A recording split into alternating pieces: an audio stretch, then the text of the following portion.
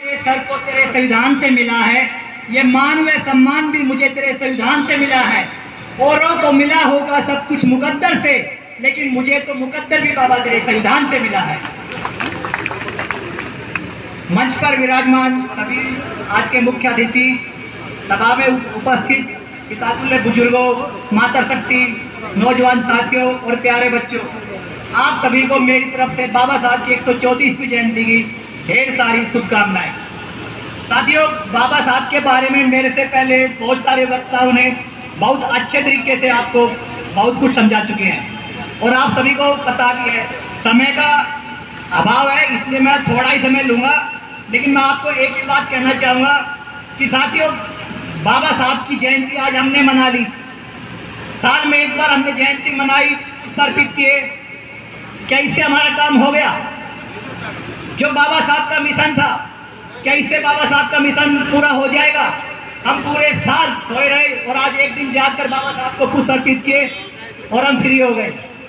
हम लोग दिन रात चिल्लाते हैं कि हम बाबा साहब के मिशन में काम करेंगे, मिशन में काम करेंगे, लेकिन सबसे पहले समझना यह होगा कि बाबा साहब का मिशन क्या है, मिशन का गोल क्या है। साथियों, बाबा साहब का मिशन है इस देश का शासक बनना, और इसीलिए उन्होंने कहा था कि जाओ और अपने घरों की दीवारों पर लिख दो कि हम इस देश के शासक हैं। क्योंकि साथियों, जो शासक होते हैं उन पे कभी अत्याचार नहीं होते। और आज आप देख सकते हो हमारे समाज की क्या हालात है। हर रोज हमारे समाज पर अत्याचार होते हैं, हमारी बहन बेटियों के साथ अत्याचार होते हैं, लेकिन हम सो गा रहे हैं। साथियों, अभी भी समय है, उठो और जागो और समाज के लोगों के बीच में जाओ और अपने हक और अधिकार के बारे में लोगों को समझाओ। वरना आने वाले समय में जब आपकी नस्लें आपसे सवाल करेंगी कि जब हमारे हक और अधिकार मिटाए जा रहे थे, तो उस समय आप उनको मुंह नहीं दिखा पाओगे। साथियों, बाबा साहब का खाली जय भीम बोलने से और गले में नीला पटका डालने से कोई अम्बेडकरवादी नहीं होता। अम्बेडकरवादी होने के लिए सबसे पहले पाखंडवाद में लात मारनी पड़ती है, पाखंडवाद में लात मारनी पड़ती है। साथियों, हम सिर्फ जय भीम बोल के पीछे हट जाते हैं, लेकिन सबसे मेन बाबा साहब ने हमें 3 मंत्र दिए थे: शिक्षित बनो, संघर्ष करो और संगठित रहो। आज हम शिक्षित भी हैं, संघर्ष भी हैं, लेकिन जहां हमें संगठित होने की बात कही थी, वहां आज हम अलग अलग संगठन बना के बैठे हैं, जिससे हम खुद अपने समाज को तोड़ने का काम कर रहे हैं। क्या साथियों, ऐसे हमारा समाज आगे बढ़ पाएगा? नहीं साथियों, नहीं। हमें लोगों के बीच में जाना होगा और लोगों को जाके बाबा साहब के मिशन को घर घर के अंदर पहुंचाना होगा। वो कहते हैं ना कि यूं तो सबने दिक्कत है हालात समाज की, अरे यूं तो सबने दिक्कत है हालात समाज की, कोई शेर सुरमा करे भाई बात समाज की।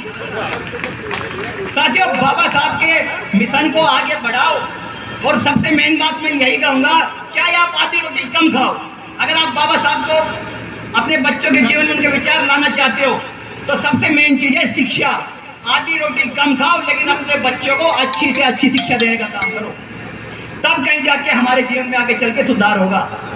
लेकिन आज हमारे समाज की जो युवा पीढ़ी है वो एक अलग दिशा में भटक रही है। आज कोई ऐसा गांव नहीं, कोई ऐसी गली नहीं जहां हमारे समाज में नशा ना पहुंचा हो। हमारे समाज के युवा इतने नशे में डूबे हुए हैं कि उनके बारे में बड़ा मुश्किल लगता है विचार करके कि क्या ये वापस सही मिशन के रास्ते पे या अपने समाज में अपने घर परिवार की तरफ ध्यान दे पाएंगे। तो साथियों, मैं यही कहूंगा कि कुछ भी हो, शिक्षा सबसे इंपॉर्टेंट है। अपने बच्चों की शिक्षा पे फोकस करें। दूसरा, हमें जब भी मौका मिलता है, बाबा साहब ने कहा था कि हमें इस देश का शासक बनना है, लेकिन हम जा किस दिशा में रहे हैं? आज हमारे समाज को लोग बिकाऊ समाज बोलते हैं। क्यों? क्योंकि नशे की लत ने हमें इस हद तक घेर चुके हैं। अंत में मैं आपसे इतना ही कहूंगा कि बहुजन भाइयों जागो, इत तो बहुत बीत गया ट्रेन धरा। अरे बहुजन भाइयों जागो, इत तो बहुत बीत गया ट्रेन धरा, और बोतल बाबा में बिगड़ना छोड़ दो, बहुत हो लिया शोषण धरा। अरे बाबा साहब का समझ इशारा करो, राज की तैयारी रहे। बाबा साहब का समझ इशारा करो, राज की तैयारी रहे, नहीं दर्द ठोकर खाओगे फिर कौन सुनेगा थारी रहे। वह अमनदीप न्यू कैरी भाइयों बहुत रह लिए बंदर में, वह अमनदीप न्यू कैरी भाइयों बहुत रह लिए बंदर में, और काशी राम के पथ पे चल के कर लो कब्जा संसद में, कर लो कब्जा संसद में। जय भीम, जय भारत।